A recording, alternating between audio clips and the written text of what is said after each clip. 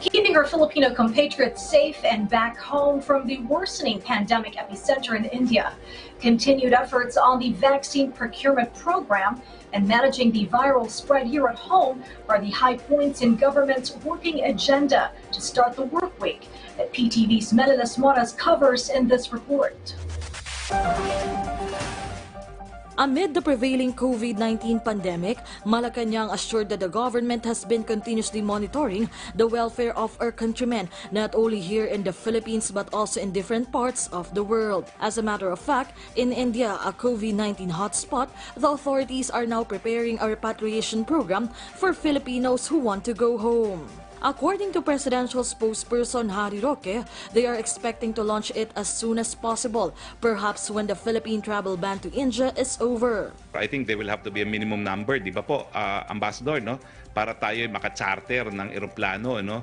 At iiwi sila, no? At siguro po, it will be sometime in the future kasi the total ban is until the 14th. According to Philippine Ambassador to India Ramon Bagat Singh Jr., based on the latest data, the Filipinos who got tested positive for COVID-19 in the aforementioned foreign land have reached 73.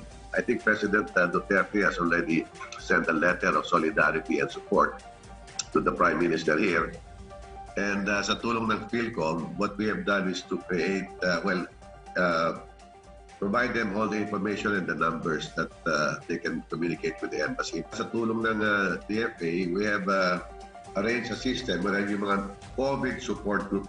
But when it comes to COVID-19 vaccines, he said the Indian government assured that they can deliver supply to the Philippines as planned. Amid all this, there are some critics who are saying that the situation in the Philippines is still worse than India. But an expert said, Naku, unfair naman po yan. In fairness, ang ating mortality rate ay mababa.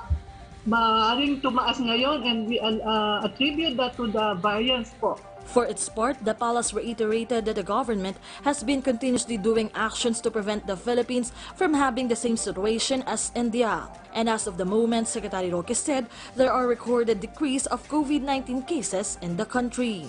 We can never say if what happened to India will not happen. Kaya nga po tayo nagta-travel ban ngayon, no?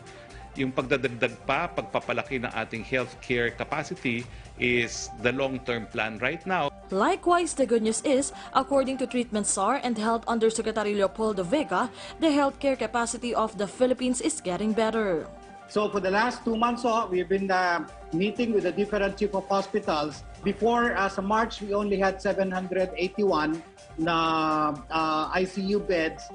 Now we have a total of 1,148 or a difference of 367. So malaking luwang po to. Melilas Moras for the Nation.